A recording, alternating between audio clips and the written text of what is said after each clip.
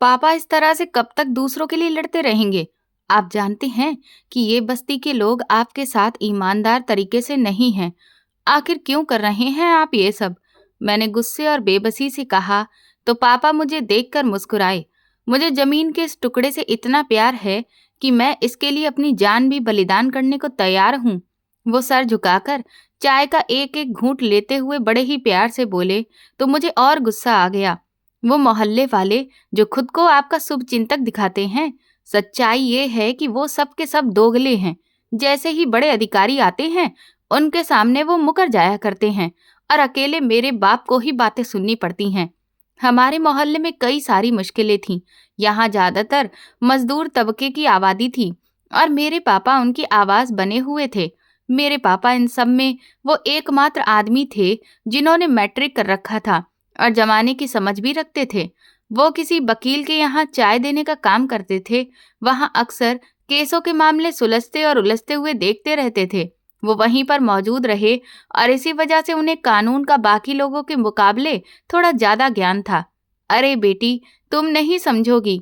ये जो अपने इलाके से प्यार होता है ना, चाहे वो इलाका आपसे छूट ही क्यों ना जाए, लेकिन ये प्यार हमेशा बरकरार रहता है।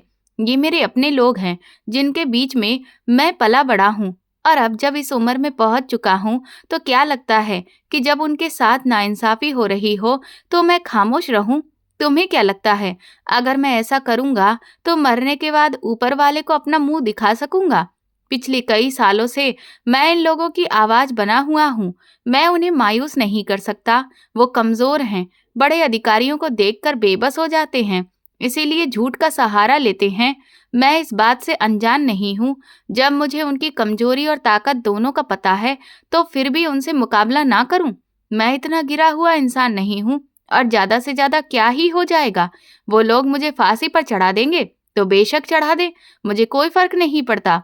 मैं तो बस इतना चाहता हूँ कि किसी भी तरीके से मेरे इलाके वालों को इंसाफ मिले। वो लोग जो बेमौत मारे गए हैं, उनके बलिदान बेकार न जाएं। जब पापा ने ये बात कही तो मैंने अपना सर पीट लिया। पता नहीं वो मेरी बात क्यों नहीं समझते थे।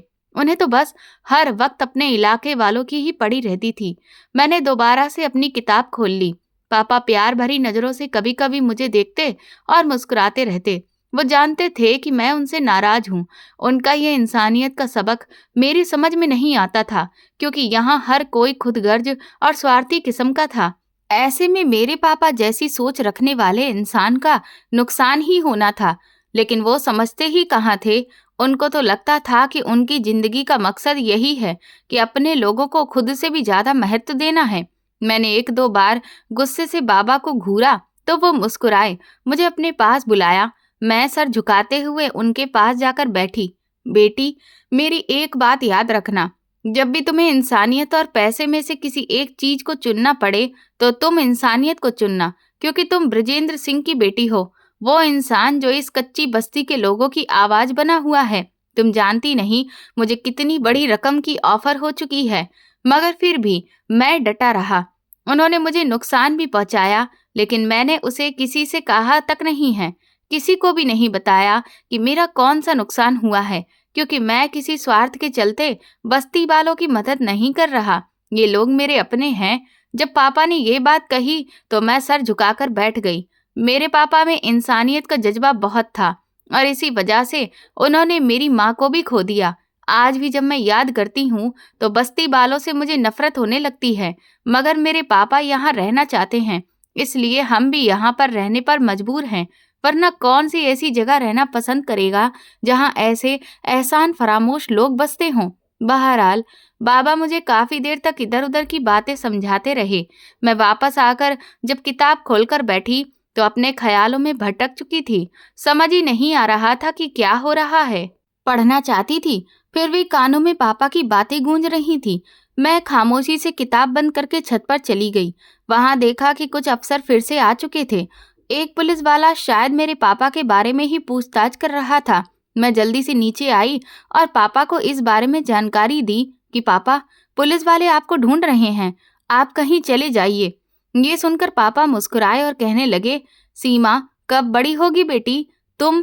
ये बस्ती वाले मुझे ऐसे जाने नहीं देंगे। ऐसा कभी नहीं होगा। तुम भी ना बच्ची ही हो। बस वो मुस्कुराए और फिर खुद ही पुलिस वालों के पास जाकर खड़े हो गए। मेरा दिल बहुत घबरा रहा था। समझ नहीं आ रहा था कि क्या हो रहा है। दिल में एक डर बैठ गया था कि कहीं वो मेरे पापा को लेकर न चले जाएं। अगर ऐसा हुआ तो मेरा क्या होगा। उसी भयानक रात भी ऐसे ही पुलिस वाले हमारी बस्ती में दाखिल हुए थे और हमने अपनी माँ को खो दिया था।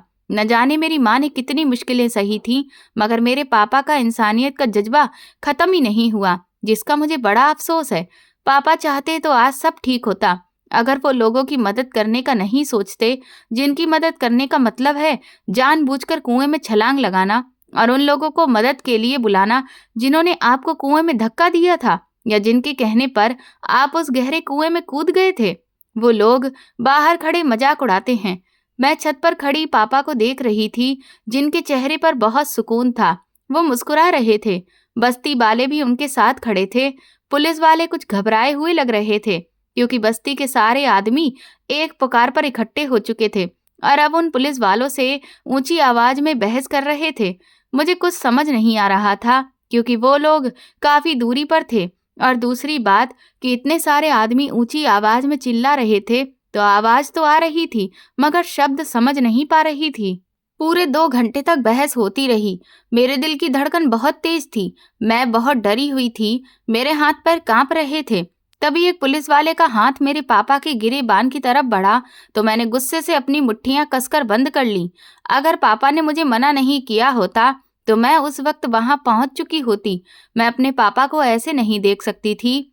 मैं तो क्या, दुनिया की कोई भी लड़की अपने बाप को इस तरह से नहीं देख सकती। बस्ती वाले चिल्लाते हुए आगे बढ़े तो उसी पुलिस वाले ने पापा का गिरेबान छोड़ दिया। पापा हल्के से मुस्कुरा रहे थे और मैं भी फिर थोड़ा सुकून में हो गई। ऐसा लग रहा था जैसे मेरी सांस रुकने वाली है, क्योंकि पुलिस वालों के हाथ में हथकड़ी थी। वो मेरे पापा को पहनाना चाहते थे, मगर बस्ती वाले ऐसा करने से रोक रहे थे। आधे घंटे लंबी बहस के बाद वे पुलिस वाले जैसे आए थे वैसे ही इतनी सारी भीड़ देखकर डर गए और वापस लौट गए। आज मुझे एहसास हुआ कि बस्ती वाले उतने भी बुरे नहीं हैं जितना मैं उन्हें समझती थी। पापा घर आए तो उनकी कमीज थोड़ी सी फटी हुई थी। वो मुझसे उसे छुपाने लगे। मैंने पापा को देखा तो वो मुस्कुराए और चारपाई पर लेट गए। मैं सामने रखी कुर्सी पर बैठ गई। पापा, आप ये सब छोड़ दीजिए, बस अब आपको मेरी कसम है, मैंने कहा। तभी पापा कहने लगे, यानी कि तुम चाहती हो कि मैं जिंदा भी रहूं और काम भी तुम्हारे मुताबिक करूं। वो एक बात में से दूसरी बात निकालने का फन बहुत अच्छे से जानते थे। वो मुझे एक बार फिर बातों में उलझा चुके थे। मैंने पूछा, पापा, पुलिस वाले यहाँ क्या करने आए थे? तो वो कहने लगे, वो तुम्हारे पापा को पकड़ने आए थे, मगर बस्ती वाले तो ऐसा ना हो इसीलिए तैयार थे, पर मैंने तो बाजू भी आगे बढ़ा दी थी। ये तो तुम्हारे राजेश चाचा थे जिन्होंने मेरी कमीज की बाजू खींच ली और वो फट गई। मैंने पापा को गुस्से से घूरा। पापा, मैं देख रही थी, उसी इंस्पेक्टर ने आपकी बाजू खींची थी। आप मुझे बेवकूफ बना रहे हैं। मैं नाराज होते हुए उनके हाथ को देखने लगी, जहां नाखून लगने की वजह से खून बह रहा था। मैंने वो जख्म साफ करना शुरू किया तो पापा मुस्कुराते रहे। मुस्कुराहट उनके चेहरे से अलग नहीं होती थी, यही उनकी खासियत थी। वैसे पापा, एक बात पूछूं? जब मैंने कहा तो पापा आंख बंद करके सिर हिलाने लगे। मैं बोलने के लिए शब्द ढूंढ ही रही थी। जानती थी कि पापा मुझसे कितना प्यार करते हैं, लेकिन इस बारे में बताना शायद उनके बस की बात नहीं है। उस रात क्या हुआ था? मैंने सिर झुकाकर पूछा तो पापा ने अपना हाथ खींच लिया और गुस्से से उठ बैठे। सीमा, तुम्हें 1000 बार कहा है, मुझे उस रात के बारे में मत पूछा करो। जो कल तुम्हारा पेपर है, जाओ अपनी पढ़ाई पर ध्यान दो। एकदम से वो बहुत ही रूखे हो गए थे। मेरी आंखों में आंसू जमा होने लगे और हाथ कांपने लगे। मैं जहां खड़ी थी वहीं खड़ी रह गई। जब पापा ने ऊंची आवाज में कहा तो मैं रोते हुए अपने कमरे में आ गई और बिस्तर पर लेटकर रोने लगी। पापा की डांट के बाद मैं कई दिन तक उनसे बात नहीं करती थी। पापा मुझे मनाने की भी कोशिश करते थे, मगर जब काफी देर तक पापा मुझे मनाने नहीं आए तो मुझे एहसास हुआ कि शायद मैंने कुछ गलत कह दिया है। मैं जल्दी से उठी और खिड़की से देखा तो पापा सो रहे थे। मैं खामोशी से उनकी चारपाई की तरफ बढ़ गई। हमेशा तो वो मुझे मनाते थे, क्यों ना आज मैं ही उन्हें मना लूं। मैंने सोचा और मुस्कुरा दी। मैंने देखा तो पापा का तकिया आंसुओं की वजह से भीग चुका था। मुझे अपनी गलती का एहसास बहुत तेजी से सताने लगा, क्योंकि मैं ऐसा नहीं चाहती थी कि पापा परेशान हो। पापा को दुख देना मेरे उसूलों में शामिल नहीं था। मैं बस जानना चाहती थी कि आखिर उस रात क्या हुआ था। मुझे पता था कि बस्ती को आग लगाई गई थी, मगर लगाने वाला कौन था, इस बात से मैं अब तक अनजान थी। और वो औरतें जो गायब हो गईं, वो कहाँ गईं? ऐसे कई सवाल थे जो मेरे मन में लगातार घूमते रहते थे। कभी कभी तो ये सारी बातें सोचकर मेरे सर में दर्द होने लगता था, मगर मैं क्या करती? कोई मुझे इस बारे में कुछ भी बताने को तैयार नहीं था। बस्ती में हमारी इज्जत थी। लोग पापा को सर झुकाकर नमस्ते करते थे। मैंने आगे बढ़कर पापा का सिर दबाना शुरू किया तो वो उठकर बैठे और कहने लगे, आज तो तुमने इस बात का जिक्र किया है, लेकिन दोबारा मत करना। उन्होंने जिस अंदाज में बात की, मुझे बुरा तो बहुत लगा, मगर मैंने उसे जताया नहीं, क्योंकि मैं पापा को उदास करने की वजह नहीं बन सकती थी। कोई भी बेटी अपने पापा को रोता हुआ नहीं देख सकती है, और इस बार रोने की वजह मैं थी, इसलिए मुझे बहुत शर्मिंदगी हो रही थी। ठीक है पापा, आइंदा मैं इस बात का जिक्र नहीं करूंगी, मैंने रोते हुए कहा और उन्हें गले लगा लिया। पापा मेरे सर पर हाथ फेरते हुए उठ खड़े हुए और कहने लगे, आज रात बहुत बड़ा फैसला है, देखो क्या होता है। बस तुम प्रार्थना करना बेटी। मैं मरने से पहले इस बस्ती वालों को इंसाफ दिलाना चाहता हूँ, और बेटियों की प्रार्थनाएं तो भगवान जल्दी सुन लेता है। जब उन्होंने ये बात कही तो मैंने सर उठाकर देखा। पापा नजरें चुरा गए। पापा, वहां पर एक फाइल पड़ी है जिसमें सबूत हैं, वो मैं अलमारी में रखती हूँ, मैंने कहा। ये सुनने की देर थी कि पापा वापस मुड़े और मुझे देखते हुए कहने लगे, बेटा, वो एक फाइल नहीं, बस्ती वालों का भविष्य है। मैं वो बतौर अमानत तुम्हें सौंपता हूँ। अगर कल को मुझे कुछ भी हो जाता है तो मैं अपनी सारी जिम्मेदारियां तुम्हें देना चाहता हूँ। मुझे भरोसा है कि तुम ये कर लोगी। उन्होंने ऐसा कहा तो मैं नाराजगी जताकर वहां से उठ गई। वो हमेशा अपनी मौत की बातें करके मुझे परेशान कर दिया करते थे। उन्हें भी पता था कि मुझे बुरा लगा, लेकिन वो फिर खामोशी से चले गए। पापा के जाते ही मैंने वो फाइल खोलनी चाही, मगर उसी वक्त वो खिड़की से झांकते हुए कहने लगे, बेटी, अमानत के साथ कभी ऐसा नहीं करते। बंद करो उसे और खाना तैयार रखना। मेरे कुछ दोस्त आने वाले हैं, और अगर किसी सामान की जरूरत हो तो अपने भाई को फोन कर देना। ये कहते ही वो वहां से चले गए। शर्मिंदगी के मारे मैं सिर झुकाकर रह गई, क्योंकि मुझे उम्मीद नहीं थी कि पापा ऐसे वापस आ जाएंगे। शायद वो मुझे अच्छे से जानते थे। उन्हें यकीन था कि मैं वो फाइल खोलने की कोशिश जरूर करूंगी। पापा के जाते ही मैं खाने की तैयारी में लग गई। पहले भी जब पापा के दोस्त आते थे तो मैं अक्सर उनके लिए छोले भटूरे बनाया करती थी। अभी भी मैंने छोले भटूरे की तैयारी लगभग कर दी थी और फिर जल्दी से बाहर आ गई। अगर बैठक की खिड़कियां खुली हों तो मेरे कमरे में साफ आवाज आती थी। मैंने आगे बढ़कर वो खिड़कियां खोल दी। मैं जानना चाहती थी कि क्या फैसला होने वाला है, मगर शाम होते ही जैसे ही पापा के दोस्त आए, मेरी सहेली सिमरन मुझे बुलाने आ गई। उसे मेहंदी लगानी थी, क्योंकि आज उसकी बात पक्की हो रही थी। मीरा मौसी ने मुझे कल ही बता दिया था, मगर मेरे मन से ये बात निकल गई थी और फिर मैं जान नहीं पाई कि आखिर क्या फैसला हुआ था। मगर मुझे बहुत उत्सुकता हो रही थी।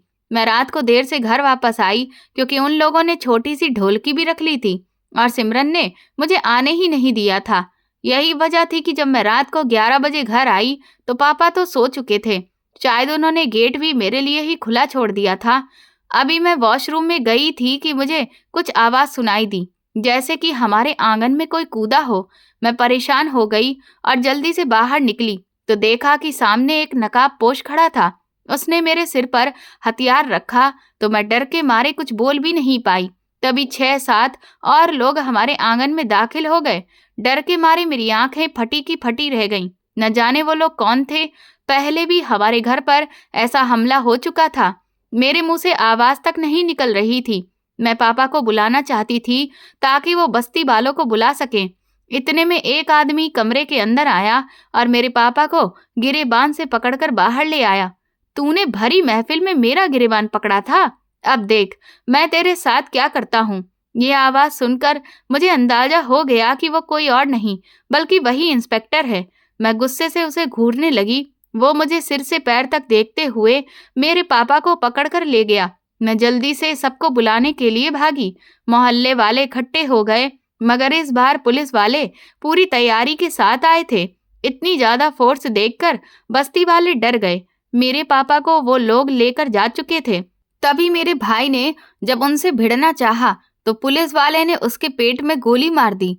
वो वहीं पर गिरकर तड़पने लगा। लोग बहुत ज्यादा घबरा गए। औरतें चीखने चिल्लाने लगी। कोई भी मेरी मदद के लिए नहीं आया।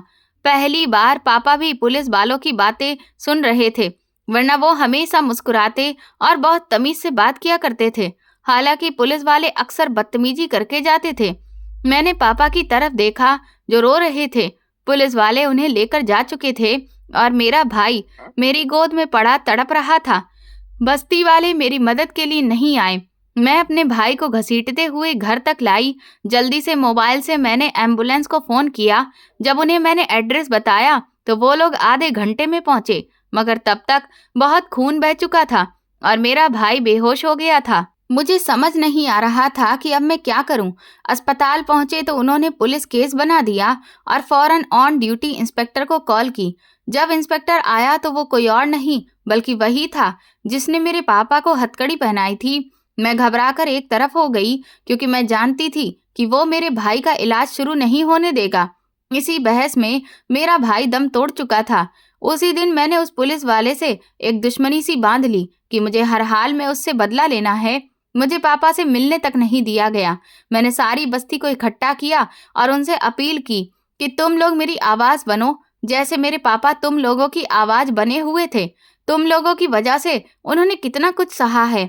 अब जब वक्त आया है कि तुम लोग उनकी मदद करो तो तुम सब पीछे हट रहे हो। बस्ती वाले खामोश रहे। पहले तो कोई जमा होने को तैयार ही नहीं था। जब सब लोग जमा हुए तो ये बात सुनते ही बिखर कर रह गए। मेरे सामने 6-7 लोग बाकी रह गए। मैंने सिर पकड़ लिया। अगर पापा यहाँ होते तो उन्हें पता चलता कि उनके लोगों ने उनकी बात का मान नहीं रखा। मैं रोती रही। लोगों के पैर पड़ने को भी तैयार हो चुकी थी, मगर वो सभी लोग जो मेरी मदद कर सकते थे उस महफिल से उठकर चले गए। मैं रोती हुई घर वापस आई। अभी भाई की लाश ठंडी भी नहीं हुई थी कि पता चला कि मेरे पापा को एनकाउंटर में मार दिया गया है। मेरे पापा पीठ दिखाकर भागने वालों में से नहीं थे। मुझे पूरा भरोसा हो गया था कि ये सब उस इंस्पेक्टर की साजिश है। शायद उसी ने ही ये सब कुछ किया है। जिस दिन मेरे पापा को बस्ती में लाया गया, इंस्पेक्टर के डर से कोई भी उन्हें कंधा देने के लिए तैयार नहीं था और ना ही कोई उनके अंतिम संस्कार में साथ देने वाला था। ये था इस देश में किसी के लिए भी आवाज उठाने का नतीजा। मैं पापा से कहा करती थी कि ये लोग बहुत ही मतलबी और स्वार्थी हैं। आखिरी वक्त में ये अपना बयान बदल लेंगे। जब पुलिस वाले ने दोबारा बयान लेना शुरू किया तो सभी लोग मुकर गए। मेरे पापा की लाश सामने पड़ी थी। लोग तिरछी निगाहों से देख रहे थे। मैं बेबसी से सिर झुकाए बैठी थी। मैं अपने पापा को आखिर अकेले कैसे लेकर जा सकती थी। तभी राजेश चाचा आगे आए और 2-4 और आदमी आए और उन्होंने मेरे पापा के अंतिम संस्कार में साथ दिया। मेरे पापा तो वो इंसान थे जिनके अंतिम समय में बस्ती के हर इंसान को साथ आना चाहिए था, लेकिन उस दिन सिर्फ 6-7 लोगों ने ही आखिरी वक्त में उनका साथ दिया। उस दिन मुझे बस्ती वालों की सच्चाई पता चल गई कि ये लोग हमारा साथ देने को तैयार नहीं हैं। ये दोगले लोग हैं जो अपनी जिंदगी में मगन हैं और उन्होंने सिर्फ अपनी बीबी और बच्चों को सुरक्षित रखने के लिए ही ये कदम उठाया था। लेकिन मैं तो बर्बाद होकर रह गई थी। मेरी जान से प्यारे पापा इस दुनिया में नहीं रहे थे। 1 हफ्ते में ही मैंने अपनी जिंदगी के सबसे कीमती और खास लोगों को खो दिया था। मैं सारा दिन बिस्तर पर पड़ी रहती थी। सिमरन कभी कभार आती और मुझे खाना दे जाती, मगर उसकी भी शादी के दिन शुरू हो चुके थे। वो बेचारी लड़की कब तक मेरी मदद के लिए आ सकती थी। पापा के मरने के 6ठे दिन के बाद मैं उठकर खड़ी हुई। मैंने अच्छे से अपने चेहरे को दुपट्टे से बांधा और सीधा पुलिस स्टेशन जा पहुंची। मुझे एक वकील हायर करना था जो उन पुलिस वालों के खिलाफ मुकदमा दायर करने में मेरी मदद करे, क्योंकि वो सरासर झूठ बोल रहा था। मेरे पापा जेल से भाग ही नहीं सकते थे और ना ही वो एनकाउंटर हो सकता था। मैं बहुत परेशान थी। तभी पुलिस स्टेशन के पास वाला वही रिक्शे वाला जो मुझे वहां पर छोड़ने आया था, उसने पूछा, आप किसकी बेटी हो? मैंने बताया तो वो मेरी तरफ देखने लगा। मैंने पैसे देने चाहे तो उसने मना कर दिया और कहा कि उसे पैसों की जरूरत नहीं है, मैं रख लूं। मैं हैरान होकर उसे देखा तो वो कहने लगा, ये जो रिक्शा मैं चला रहा हूँ ये आपके पापा की वजह से ही मुझे मिला था। मैं तो सड़क पर बैठकर भीख मांगता था, लेकिन आपके पापा ने मेरी कहानी सुनी तो मेरी मदद का फैसला किया। ये रिक्शा उन्होंने मुझे खरीद कर दिया था। मैं एहसान फरामोश नहीं हूँ, आपसे पैसे नहीं ले सकता, और अगर आपको कहीं भी जाना हो तो मुझे कॉल कर देना, मैं तुरंत पहुंच जाऊंगा। उसकी बात सुनकर मैं हैरान रह गई। मेरे पापा इतना तो नहीं कमाते थे कि किसी को रिक्शा खरीद कर दे दें। मैं नहीं जानती थी कि उन्होंने ये सब कैसे अरेंज किया, मगर वो कह रहा था कि पापा ने ये सब किया है तो यकीनन उन्होंने ही किया होगा। जैसे ही मैं पुलिस स्टेशन पहुंची, सभी लोग हैरान होकर मुझे देखने लगे। वो इंस्पेक्टर बड़ी घमंडी चाल चलते हुए मुझे कुर्सी पर बैठने को कह चुका था। उसके चेहरे से वहशत टपक रही थी। कितना जल्लाद आदमी था। मैं बोली, तुम एक घटिया इंसान हो, तुमने झूठ बोला है, तुमने मेरे बाप का कत्ल किया है, मैं तुम पर केस कैसे करूंगी। मैंने रोते हुए बुलंद आवाज में कहा तो वो जोर जोर से हंसने लगा। हाँ, यही बैठकर मैं तुम्हारे बाप को मारने के लिए रिश्वत ली है। बताओ क्या कर लोगी? ये बात अगर रिकॉर्ड करनी है तो कर लो, किसको जाकर दिखाओगी? वो ये कहते हुए मेरा मजाक उड़ाने लगा। वहां खड़े कुछ हवलदार भी ऊंची आवाज में हंसने लगे। मैं उन्हें गुस्से से घूर रही थी, मगर कुछ कर नहीं पाई। वे लोग इस वक्त अपनी वर्दी के नशे में चूर थे। मैंने सबसे अच्छा काम यही किया कि मैं दुपट्टे से अपने चेहरे को अच्छी तरह बांध कर गई थी। वे लोग मेरे चेहरे को पहचान नहीं पाए थे, लेकिन मेरा नाम सुनते ही वो समझ गए कि मैं बृजेंद्र सिंह की बेटी हूँ। तुमने अच्छा नहीं किया, मैं तुम्हें देख लूंगी। ये कहते ही मैं वहां से उठकर चली आई। पीछे से एक हवलदार भागता हुआ आया। दीदी, मैं आपको सब बताता हूँ। मैं सामने आकर आपकी मदद तो नहीं कर सकता, मगर आपकी पीठ पीछे मदद जरूर कर सकता हूँ। ये लीजिए मेरा नंबर, मैं शाम को आपको कॉल करूंगा। और ये पता है, अगर आप यहाँ पहुंच जाएं तो और भी अच्छा हो जाएगा। वो इतने हमदर्द लहजे में बात कर रहा था कि पल भर के लिए मैं सोच में पड़ गई कि मुझे उसकी मदद लेनी चाहिए क्या। हालांकि वो भी इस पुलिस स्टेशन का ही एक हिस्सा था जिसमें बैठे उस इंस्पेक्टर ने मेरे पापा के साथ ये सब किया था। मेरे पास अब दूसरा कोई और रास्ता नहीं था।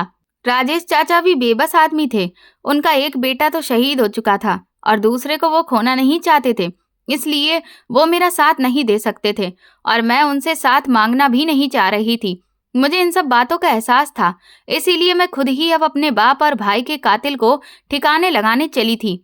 मेरे पास कोई प्लान भी नहीं था कि ऐसा क्या हो जाए और मेरे पापा को इंसाफ मिल जाए। वो इंसान जो पिछले 10 सालों से जनता के इंसाफ के लिए लड़ रहा था, आज कोई उसे इंसाफ दिलाने वाला नहीं था।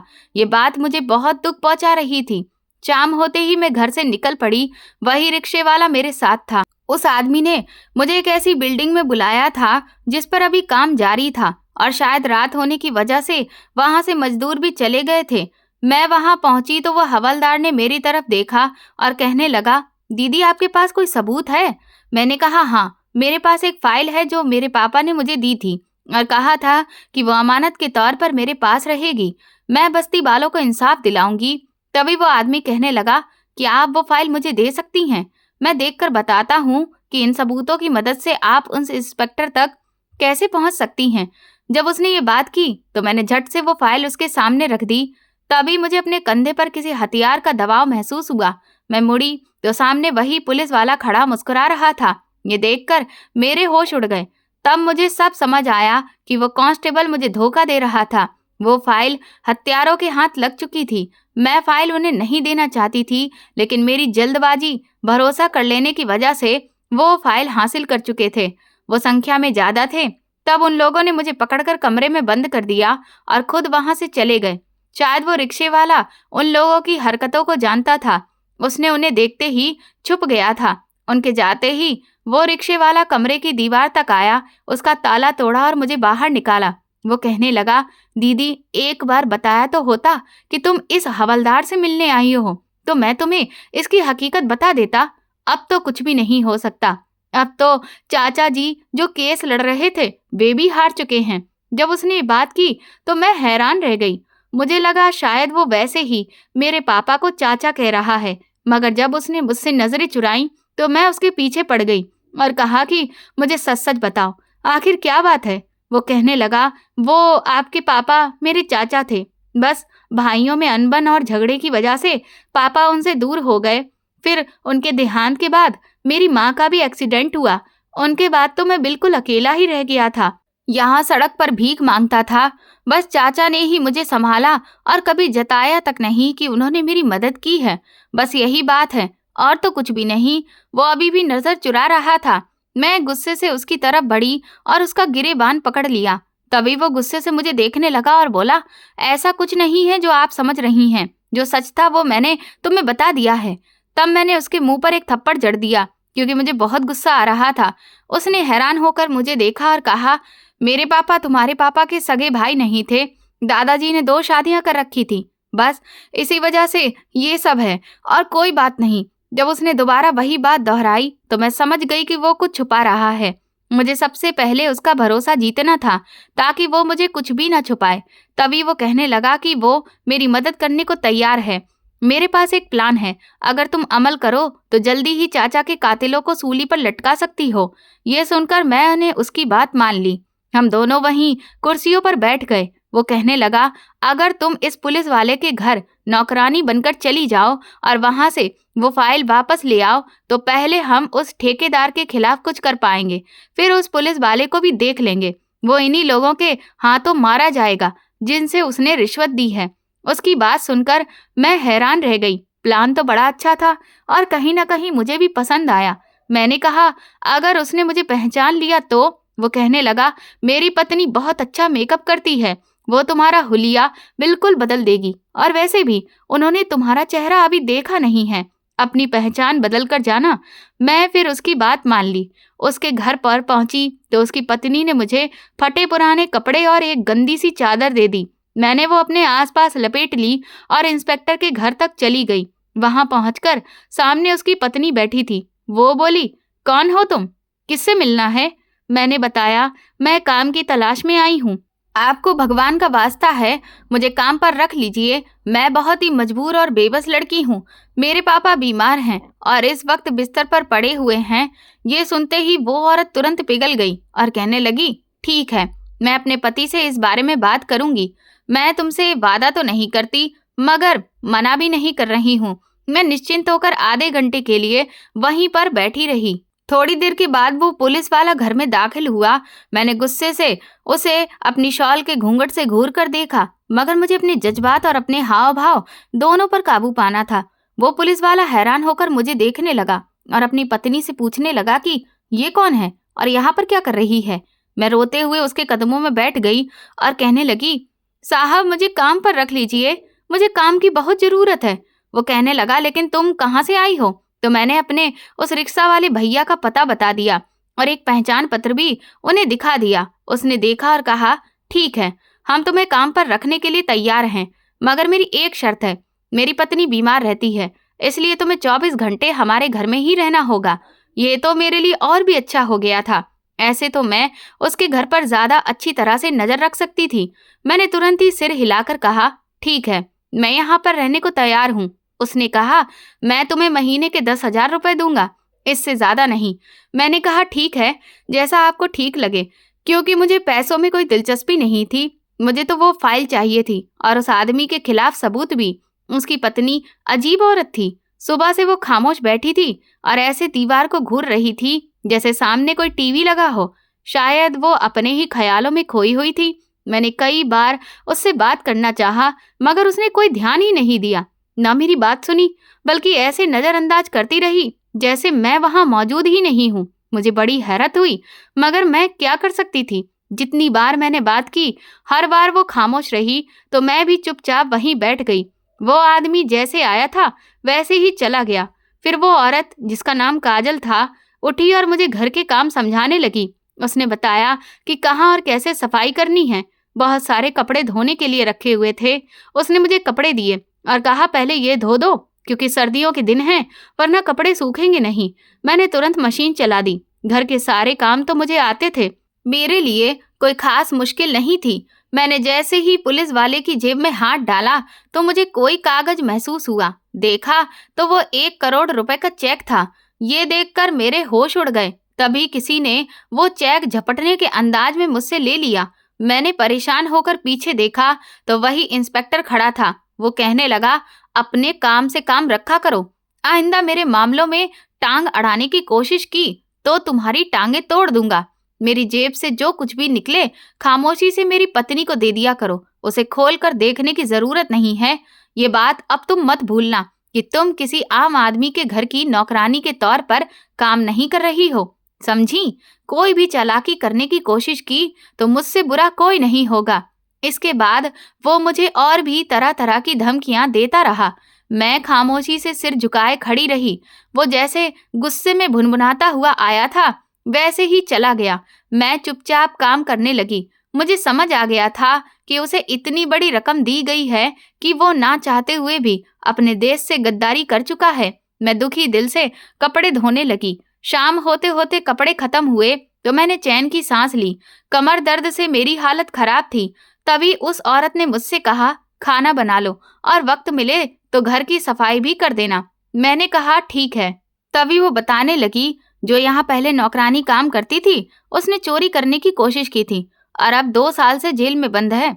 तुम अच्छे से काम करना वरना तुम्हें भी जेल की हवा खानी पड़ेगी। उसकी बात सुनकर मैं दंग रह गई। यानी मुझे यहाँ बहुत ही सावधानी से काम करना होगा। अपना मकसद पूरा करने के लिए उस औरत का भरोसा जीतना भी बहुत जरूरी था। वो शक्ल से ही बहुत परेशान लगती थी। मैंने एक नज़र उस पर डाली और खाना बनाने लगी। खाना मैंने इतना अच्छा बनाया कि वो बोली, तो मैं हमेशा के लिए अपने पास रख लूंगी जब तक कि वो फाइल मुझे ना मिल जाए। मुझे भी यही चाहिए था। उस औरत की अजीब बात ये थी कि वो मुझे अपने कमरे में दाखिल नहीं होने देती थी। कमरे का सारा काम वो खुद करती थी। उसके पति ने सख्ती से मना कर रखा था कि उसके कमरे में कोई भी नहीं जाएगा सिवाय उसकी पत्नी के। उस आदमी के अलावा उस कमरे में कोई नहीं जाता था। मुझे हैरत हुई कि आखिर वहां ऐसा क्या है कि वहां जाने पर पाबंदी है। एक दिन मैं आंगन में काम कर रही थी जब मुझे महसूस हुआ कि कोई आवाज आ रही है। आसपास देखा तो कुछ भी नहीं था। मुझे लगा शायद मुझे भ्रम हो रहा है। 6-7 दिन तक मैंने बहुत अच्छे से काम किया। वो औरत मुझसे खुश हो गई और अपने पति के सामने भी मेरी तारीफ करने लगी। तब मुझे महसूस हुआ कि अब वे लोग मेरी अच्छाइयों के कायल हो चुके हैं और मुझे नौकरी से नहीं निकालेंगे। शायद उसने जरूरी कागजात अपने कमरे में ही रखे हुए थे, इसीलिए वहां जाने की इजाजत किसी को भी नहीं थी। उस इंस्पेक्टर का नाम रंजीत था और उसके बाप का नाम विजय। शायद वो लोग किसी दूसरे राज्य से यहाँ आए हुए थे, क्योंकि जब वो आपस में बात करते थे तो उनकी भाषा थोड़ी सी अजीब हो जाती थी, जो समझने में मुझे थोड़ी दिक्कत होती थी। फिर धीरे धीरे मुझे इस सब की आदत सी हो गई। एक दिन वो पुलिस वाला घर पर मौजूद नहीं था और उसकी पत्नी भी कहीं गई हुई थी। जाते वक्त उसने कहा था कि मैं रंजीत को ये पता भी न चलने दूं कि वो कहीं गई है।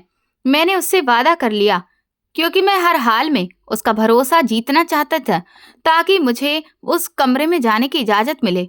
उसने मुझे कुछ पैसे भी दिए ताकि मेरा मुंह बंद रहे। फिर ऐसे ही 6 घंटे गुजर गए। वो औरत अपने पति के आने से 15 मिनट पहले घर वापस आ गई और मुझसे कहा कि आज खाना वो खुद बनाएगी, और मुझसे रिक्वेस्ट भी की कि जब उसका पति पूछे कि वो कहीं गई थी तो मैं मना कर दूं। इस वक्त उसका पति किचन में आया और कहने लगा, मेरी पत्नी कहीं गई तो नहीं थी? मैंने कहा नहीं, वो तो पूरा दिन मेरे साथ ही थी। उसने कहा ठीक है, मैं तुझे महीने के 5,000 और दूंगा। तू मुझे बताती रहे कि मेरी पत्नी कहाँ कहाँ जाती है। अगर कहीं जाए तो उसके साथ ही जाया कर, मुझे शिकायत का मौका न देना, समझी? जब उसने ये कहा तो मैं तुरंत इस बात में सिर हिला दिया। मुझे समझ नहीं आया कि आखिर ये कौन सा चक्कर है। बहरहाल उस औरत का मुझ पर भरोसा बन चुका था। वो मोबाइल इस्तेमाल कर रही थी। जब मैंने पूछा, मालकिन आज आपने कमरा साफ नहीं किया, कहिए तो आज मैं ही कर दूं। वो पहले तो इस बात पर खामोश रही, फिर कहने लगी, ठीक है तुम साफ कर दो। मैं खुश हो गई और जल्दी से कमरे में चली गई। तभी मेरी नज़र सामने एक अलमारी पर पड़ी जिस पर ताला लगा हुआ था। मैंने बाकी सारा कमरा छाना मगर मुझे कोई भी खास चीज नहीं मिली। मैं सारी अलमारी के दरवाजे चेक कर रही थी कि एक दरवाजा कुछ खास तरह से खोखला लगा, जैसे कि अंदर से खाली हो या उसमें कुछ अलग से जगह हो, क्योंकि बजाने पर आवाज बहुत ऊंची आ रही थी, जैसे किसी खाली कमरे के दरवाजे पर दस्तक दी जाए। मुझे ये थोड़ा अजीब लगा। फिर मेरे मन में ये ख्याल आया कि कहीं इधर कोई तहखाना तो नहीं है। मगर इस वक्त रंजीत की गाड़ी के हॉर्न की आवाज आई तो मैं भागते हुए कमरे से निकल गई। उसकी पत्नी घबराकर मोबाइल छुपाने लगी। मैं हैरान रह गई कि उसके पास मोबाइल है और उसके पति को इस बात का पता भी नहीं। या फिर वो जानबूझकर उसे छुपा रही है। ना जाने इन दोनों के बीच में क्या चक्कर था, कुछ तो जरूर चल रहा था। मैं तो मौका की तलाश में थी कि किसी तरह इस आदमी से बदला ले सकूं। तभी वो पुलिस वाला परेशान सा घर में दाखिल हुआ और बोला, मुझे पता चला है कि तुम उस दिन घर से बाहर निकली थी। सच सच बताओ, तुम कहाँ गई थी? उसने अपनी पत्नी का मुंह नोच लिया। मैं घबराकर एक तरफ हो गई। जो अपनी पत्नी को इस तरह से पकड़ सकता था और उस पर ऐसा जुल्म कर सकता था, वो मुझे तो टुकड़ों में ही बांट देता। बेशक मैं बदले की आग में जल रही थी, मगर जान तो सबको प्यारी होती है। मुझे इससे कोई भी वैसा डर नहीं था, मगर मैं चाहती थी कि जब तक मेरा काम न हो जाए, वो ये पता भी न कर पाए कि मैं कौन हूँ। इसके बाद उन दोनों का बहुत झगड़ा हुआ। उसने अपनी पत्नी को कमरे में बंद कर दिया और वो वहां से निकल गया। उसके जाते ही मैं जल्दी से कमरे का दरवाजा बंद कर मालकिन से कहने लगी कि मैं ठीक हूँ। उसने बताया कि बाहर से ताला लगाया है, चाबी भी उसी के पास है, लेकिन एक दूसरी चाबी भी है जो मेरे पास रहती है। वो मिट्टी के गमले में दबी हुई है, वहां से उठा लो और मुझे खोल दो, या फिर तुम मेरे भाई को फोन कर दो, वो मुझे यहाँ से ले जाएगा। ये सुनकर मुझे बहुत हैरत हुई कि आखिर वो इस पर इतना जुल्म क्यों करता है। और काजल दीदी कहाँ जाती हैं? मैंने नोट किया था कि रंजीत उसे अपने मायके भी नहीं जाने देता था। अगर वहां से कोई आता तो मिलने भी नहीं देता था। मैंने जल्दी से वो गमला ढूंढा, उसमें से चाबी निकाली और ताला खोलने लगी। तभी गाड़ी की आवाज आई। पुलिस वाला वापस आ चुका था। डर के मारे मैंने तुरंत दोबारा ताला लगा दिया, चाबी छुपाई और काम करने लगी। वो आते ही कहने लगा, उस औरत को खाना देने की कोई जरूरत नहीं है, और खबरदार, जो तुमने किसी के सामने मुंह खोला। उसकी बात सुनकर मैं सिर हिला गई। तभी वो बोला, मैं एक दिन के लिए दूसरे शहर जा रहा हूँ। मेरी पत्नी को ये पता नहीं है और मैं चाहता हूँ कि उसे पता भी ना चले। तुमने अगर उससे जरा सी भी हमदर्दी दिखाने की कोशिश की तो याद रखो, इस घर में कैमरे लगे हुए हैं। ये कहकर वो चला गया। डर के मारे मेरे तो हाथ पांव कांपने लगे, क्योंकि शायद वो वीडियो भी रिकॉर्ड हो चुकी होगी जिसमें मैंने वो दरवाजा खोला था। मैं जल्दी से आकर काजल दीदी को बताया तो वो कहने लगी कि वो आदमी झूठ बोल रहा है। यहाँ पर कोई भी कैमरा नहीं लगे हैं। हाँ, आंगन में बाहर बरामदे में एक कैमरा लगा हुआ है। मैंने कहा ठीक है, यानी कि सावधानी बरतना बहुत जरूरी है। लेकिन मुझे इतना तो अंदाजा हो गया था कि वो मुझे गमले से चाबी निकालते हुए देख चुका है। जब मैं दोबारा वो चाबी उठाने गई तो देखा कि वहां पर वो गमला ही नहीं था, यानी कि मेरा शक बिल्कुल सही था। वो आदमी कुछ तो जान चुका था। मुझे जल्द से जल्द अपना काम पूरा करना था। मेरे पास अब ज्यादा वक्त नहीं रह गया था। जैसे ही मैं काजल दीदी के कमरे में गई तो वो कहने लगी कि तुम ऐसा करो कि ये ताला तोड़ दो। मैंने कहा, दीदी साहब को पता चल जाएगा। उन्होंने कहा, मेरे पास एक और रास्ता है। लॉक की चाबी का डिब्बा स्टोर रूम में भी पड़ा हुआ है, उसमें से ही इसकी चाबी होगी, वो तुम ले आओ। मैं भागकर गई और फिर वो चाबी ले आई। दरवाजा खुला तो वो औरत बाहर निकली। मैंने उसे देखा तो वो बहुत ही बुरी तरह से जख्मी थी। वो जल्दी से किसी को कॉल मिलाते हुए दूसरे गेट से बाहर निकल गई। मुझ जैसे आजादी मिल गई थी। मैं जल्दी से अलमारी की तरफ भागी, मगर उसकी चाबियां ही नहीं मिल रही थीं।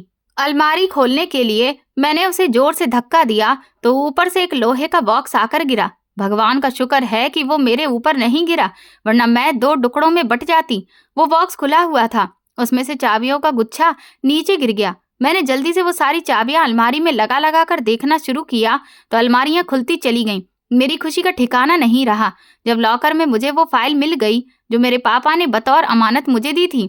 तभी मुझे महसूस हुआ कि जैसे किसी ने अलमारी बजाई हो, यानी कि मेरे अलावा भी वहां कोई था। मैं बहुत ज्यादा घबरा गई और जल्दी से देखने लगी कि ये आवाज कहाँ से आ रही है। मैं तो इस मौके की तलाश में थी। उस आदमी की पत्नी भाग चुकी थी, वो खुद शहर में नहीं था और मुझे पूरा अधिकार था कि मैं जैसे चाहूँ उसके घर की तलाशी लूँ। वैसे भी मैंने अपना जाली पहचान पत्र उसके नाम से बना रखा था। वो चाहकर भी मुझे ढूंढ नहीं सकता था। मैंने अपना घर भी बेच दिया था। कुछ ही दिनों में मुझे ये शहर छोड़कर जाना था। मैंने जल्दी से अलमारी को हिलाने लगी तो वो एक तरफ सरक गई। पीछे देखा तो तहखाने जैसा एक दरवाजा था। वो दरवाजा खोला तो सीढ़ियां नीचे जा रही थीं। मैं जल्दी से लाइट उठाई और नीचे जाने लगी।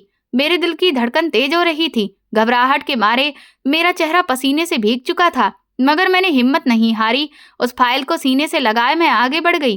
तहखाने में जाते ही मुझे सबसे बड़ा झटका लगा, क्योंकि वहां मेरे अलावा भी कोई मौजूद था। जब मैंने लाइट मारी तो देखा कि एक अजीब सा वजूद फर्श पर लेटा हुआ है। शायद उसके साथ में 2 और औरतें भी थीं। शायद उन्हीं में से किसी ने दरवाजा बजाया था और शोर सुनकर वे भी मेरी तरफ ध्यान देने लगीं। मुझे देखते ही वे औरतें मेरी तरफ बढ़ीं और रोने लगीं। एक औरत पर जब मेरी नजर पड़ी तो मेरे तो होश ही उड़ गए, क्योंकि वो कोई और नहीं बल्कि मेरी सगी माँ थी। मगर मेरी माँ तो मर चुकी थी, पापा ने तो मुझे यही बताया था। फिर ये सब कैसे हुआ? मेरी माँ जिंदा कैसे थी? 2 और औरतें भी बैठी थीं। मेरी माँ ने मेरी तरफ देखा तो मैं रोते हुए उनसे लिपट गई। मम्मी, पापा ने तो कहा था कि आपका देहांत हो चुका है, लेकिन आप तो जिंदा हैं। मैंने आपको पहचान लिया है। मैं रोज रात को आपकी तस्वीर अपने पास रखकर सोती थी। मम्मी, आप कैसी हैं? आपको कभी मेरी याद नहीं आई? और आप यहाँ पर क्यों कैद हैं? किसने किया है आपके साथ ये सब? मैंने एक ही सांस में कई सारे सवाल कर दिए। मम्मी ने मुझे सीने से लगा लिया और कहने लगी, बेटा, पिछले 10 सालों से इस जल्लाद आदमी ने हमें यहाँ पर कैद करके रखा है। हमारी गलती बस इतनी थी कि हम वो गवाह थे जो उसके खिलाफ गवाही देने को तैयार थे। बस उसने सबूत मिटा दिए। जब मम्मी ने ये बात कही तो मैं रोते हुए उनसे दोबारा गले लग गई और बोली, मुझे शुरू से लेकर आखिर तक सब कुछ सच-सच बताएं। तब मेरी माँ कहने लगी, मैं भी एक पुलिस वाले की बेटी थी। फिर शादी भी ऐसे आदमी से हुई जो पुलिस में बतौर हवलदार भर्ती था, यानी कोई बड़ी पोस्ट पर नहीं था। मम्मी की ये बात सुनकर मैं हैरान हुई। इसका मतलब पापा ने हमसे झूठ बोला था कि वो एक वकील के यहाँ काम करते थे। मम्मी आगे बोली, उन्हीं दिनों हमारी बस्ती के ज्यादातर लोग एक बिल्डिंग में काम कर रहे थे जो नई बन रही थी और बस्ती के बिल्कुल करीब थी। ठेकेदार 2 नंबर का मटेरियल इस्तेमाल कर रहा था। बस्ती वालों ने शिकायत भी की कि ये बिल्डिंग गिर जाएगी और अगर गिरी तो उसका सारा मलबा बस्ती के ऊपर गिरेगा और लोग मर जाएंगे। बेहतर यही है कि ये बिल्डिंग यहाँ पर ना बनाई जाए। मगर वो ठेकेदार काफी पहुंच वाला और रसूखदार आदमी था। उसकी वजह से वो बिल्डिंग रुकी नहीं, बल्कि आखिरकार वो दिन भी आ गया जब वो बिल्डिंग बनकर पूरी हो गई। मजदूर डरे हुए थे, काम नहीं करना चाहते थे, मगर उनके बच्चों को अगवा करके जबरदस्ती उनसे काम लिया जा रहा था। जिस दिन बिल्डिंग पूरी हुई उसी दिन एक तूफान आया और फिर वो बिल्डिंग गिर गई। 20 से 25 मजदूर अपनी जान की बाजी हार गए। दरअसल ये उनके दुश्मनों की चाल थी। वे चाहते थे कि वो ठेकेदार बदनाम हो जाए। उन्होंने कुछ ऐसी चीजों का इस्तेमाल किया था कि वो बिल्डिंग उसी दिन मुंह के बल जा गिरी और कई लोग मारे गए। ये सब करते हुए हम 3 औरतों ने देख लिया था। हम वहां के गवाह थे। जब तुम्हारे पापा को पता चला कि बस्ती वालों ने ठेकेदार पर कैसी कार्रवाई की है तो वे बस्ती वालों की आवाज बन गए। उनके बड़े अफसर को ये बात पसंद नहीं आई, क्योंकि उन्होंने ठेकेदार से अच्छी खासी रकम ले रखी थी। उन्होंने तुम्हारे बाप को रोका और कहा कि खुद को इस मामले से अलग कर लो, मगर वे किसी भी हाल में रुके नहीं और इस केस में बढ़ चढ़कर हिस्सा लिया। बस्ती वालों ने जब विरोध करना शुरू किया तो ये बात और बड़े अधिकारियों तक जा पहुंची। ठेकेदार और उसका पार्टनर बड़े पहुंचे हुए लोग थे। उनके करोड़ों रुपए के बिजनेस थे। अगर सरकार तक ये बात पहुंच जाती तो जनता के दबाव में आकर उन्हें एक्शन लेना पड़ता। उन्होंने बस्ती को ही खत्म करने का फैसला कर लिया और एक रात जब सब लोग सो रहे थे तो बस्ती को आग लगा दी गई। ज्यादातर लोग मारे गए। मैं उसमें भी गवाह थी, क्योंकि सबसे पहला हमला हमारे घर पर ही हुआ था। वो आदमी पुलिस वालों को पैसा दे रहा था ताकि वे लोग ठेकेदार के खिलाफ कुछ ना कर सकें। तुम्हारे बाप ने कुछ सबूत अपने इस ऑफिसर के खिलाफ जमा किए थे। वे उसके दुश्मन बन गए। उसने ठान लिया कि तुम्हारे बाप को बर्बाद करके ही छोड़ेगा। फिर उसने हम तीनों औरतों को अगवा कर लिया और यहाँ तहखाने में बंद कर दिया ताकि तमाम सबूत मिटा दिए जाएं। मगर वे सारे सबूत तो तुम्हारे बाप के पास सही सलामत थे। उन्होंने वो अपने एक दोस्त को दे रखे थे जो बस्ती वालों के अधिकारों के लिए खड़ा था। जनता की आवाज को दबाने की कोशिश की गई। हर तरफ अफरा तफरी मच गई। कुछ लोग बस्ती छोड़ गए और कुछ खामोशी से यहीं रहने लगे। वे अपने आधे लोग खो चुके थे, बाकी लोगों को नहीं खोना चाहते थे। लेकिन तुम्हारे पापा ने फैसला किया कि बस्ती वालों को इंसाफ मिलना चाहिए। वे इन्हीं कोशिशों में लग गए। उस ऑफिसर के खिलाफ सबूत जमा करवाने पर उन पर झूठे और घटिया इल्जाम लगाकर उन्हें नौकरी से निकाल दिया गया। वही आदमी इस सब के पीछे था। तब से लेकर अब तक हम यहाँ पर कैद हैं। हमें हफ्ते में सिर्फ 5 बार खाना मिलता है। मम्मी ने अटक टक कर बातें बताईं, क्योंकि वो बहुत कमजोर हो चुकी थी। मैंने उनका हाथ पकड़ा ही था कि कमरा अचानक रोशनी से डूब गया। वो इंस्पेक्टर तालियां बजाते हुए नीचे आया और कहने लगा, तुम एक पुलिस वाले को धोखा देने चली थी। मैं उसी दिन से तुम्हें जानता हूँ, जिस दिन तुमने मेरी जेब में वो चेक देखा था। मैं समझ गया था कि तुम अनपढ़ नहीं हो। अगर होती तो वो चेक रख चुकी होती। तुमने वो चेक अलग रखा। फिर जब मैंने तुम्हारे पहचान पत्र के बारे में पता करवाया तो पता चला कि ये तो जाली है और तुम जो हमें दिखा रही हो वो असली नहीं है। तुमने मेरी पत्नी को भगाने में मदद दी। तुम्हें क्या लगा कि मैं तुम्हें छोड़ दूंगा? तुम्हारी माँ की तरह तुम भी यहीं पर दफन हो जाओगी और मेरे खिलाफ कोई कुछ भी नहीं कर पाएगा। ये कहते ही वो ऊंची आवाज में हंसने लगा। तभी मैं भी हंसने लगी तो उसकी हंसी रुक गई। वो बोला, तुम पर इस दुख का असर हो गया है, तभी तो मुस्कुरा रही हो। मैं बोली, मैं तुमसे भी ज्यादा तगड़ी प्लानिंग की हूँ, इसीलिए जेल जाने के लिए तैयार हो जाओ। वो हंसते हुए कहने लगा, पिछले 15 सालों से मुझे कोई भी नहीं पकड़ पाया है, तो तुम्हें क्या लगता है कि तुम मेरे खिलाफ सबूत ढूंढ लोगी? कहाँ से आएंगे वो सबूत? वो तो मैं जला चुका हूँ। और तुमने जो ये फाइल पकड़ रखी है ना, ये भी जाली है। इसमें कुछ भी असली नहीं है, ना ही ये अदालत में कभी सबूत के तौर पर माने जाएंगे। उसके ये कहते ही सीढ़ियों से टिक टिक की आवाज सुनाई दी। उसने पीछे मुड़कर देखा तो सामने उसकी पत्नी खड़ी थी। वो बोली, जल्लाद इंसान, तुमने मेरी जिंदगी बर्बाद कर दी। हमेशा मुझ पर शक किया, मुझे बहुत मारा। तुमने अपने ही बच्चे को जिंदा जला डाला। तुम्हें तो मैं छोड़ूंगी नहीं।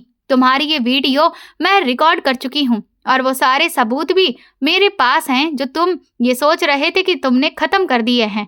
मैं खुद तुम्हारे खिलाफ FIR करूंगी और पूरी दुनिया को बताऊंगी कि तुम कितने घटिया आदमी हो। तुम लड़कियों की स्मगलिंग करते हो। इन सब घटिया कामों में तुम्हारा हाथ है। ऐसा कौन सा बड़ा गुनाह है जो तुमने आज तक नहीं किया? मैं तुमसे नफरत करती हूँ और अपने हाथों से तुम्हें पूरी तरह से बर्बाद करना चाहती हूँ। तुम्हें इस दुनिया से अलविदा कर देना चाहती हूँ। वो हाथ में गन लिए आगे बढ़ी। पुलिस वाला डर के मारे हाथ ऊपर किए खड़ा रह गया। तभी रिक्शे वाले भैया भी पीछे से आ गए और बोले, तुमने मेरी बहन को अगवा किया, उससे जबरदस्ती शादी की, उसकी जिंदगी बर्बाद की। अब वक्त आ गया है कि तुम्हें तुम्हारे कर्मों की सजा मिले। मुझे ये भी नहीं पता था कि वो मेरी चाची की बेटी है। ये जानकर तो मैं हैरान रह गई। उसी वक्त पुलिस के कुछ अफसर अंदर दाखिल हुए। उन्होंने उस आदमी को हथकड़ी पहनाई और ले जाने लगे। अचानक उस आदमी ने फुर्ती दिखाई, अपनी पत्नी से बंदूक छीनी और अपनी कनपटी पर रखकर गोली चला दी। वो वहीं ढेर हो गया। हम सब बुरी तरह से घबरा कर ये सब देख रहे थे। मेरी माँ तो उठकर चल भी नहीं पा रही थी। इतने समय से एक ही जगह पर कैद रहने की वजह से अब वो चलने फिरने से लाचार हो चुकी थी। वह आदमी सारी जिंदगी बुरे काम करने के बाद एक बुरी मौत मर चुका था। कोई भी उसकी अर्थी को कंधा देने के लिए तैयार नहीं था। बस्ती वाले आए, उन्होंने माफी मांगी। मैंने उन्हें माफ तो कर दिया, मगर एक बात समझ आ गई कि आज के दौर में इंसान को किसी की भी मदद का ठेका नहीं लेना चाहिए, क्योंकि जिनके लिए इंसान लड़ता है वही आखिर में मुकर जाते हैं। जैसे कि ये बस्ती वाले मुकर गए थे और हमारी मदद नहीं की थी। अगर वो मेरी मदद करते तो आज मेरा भाई जिंदा होता। मम्मी आज भी भाई और पापा को याद करके रोती हैं। इसके बाद मैंने हिम्मत नहीं हारी, क्योंकि अब मुझे अपने और अपनी मम्मी के लिए जीना था और कुछ करके दिखाना था। इसलिए मैंने फिर PCS का एग्जाम दिया और आज बतौर SP काम कर रही हूँ। कुछ लोगों की वजह से पुलिस वाले बदनाम हो चुके हैं, मगर इसका मतलब ये नहीं है कि सब लोग एक जैसे हैं। तो दोस्तों, आपको क्या लगता है? क्या वाकई में आज वो समय है जब हमें दूसरों की मदद अपनी क्षमता से भी बाहर जाकर करनी चाहिए?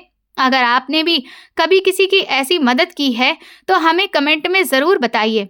आपको ये कहानी कैसी लगी मुझे कमेंट सेक्शन में ज़रूर बताएं। मेरे चैनल को सब्सक्राइब कर वीडियो को लाइक कर दें और वीडियो को हाइप भी दें। और ऐसी और भी रोमांचक कहानियाँ सुनने के लिए मेरे चैनल के साथ बने रहें। इस कहानी का उद्देश्य केवल मनोरंजन और जागरूकता को बढ़ाना है। इसमें दिखाए गए सभी पात्र, घटनाएं और स्थान काल्पनिक हैं। किसी व्यक्ति, संस्था या विभाग की छवि को ठेस पहुंचाना लेखक का उद्देश्य नहीं है। कृपया इसे वास्तविक घटना ना समझें। धन्यवाद।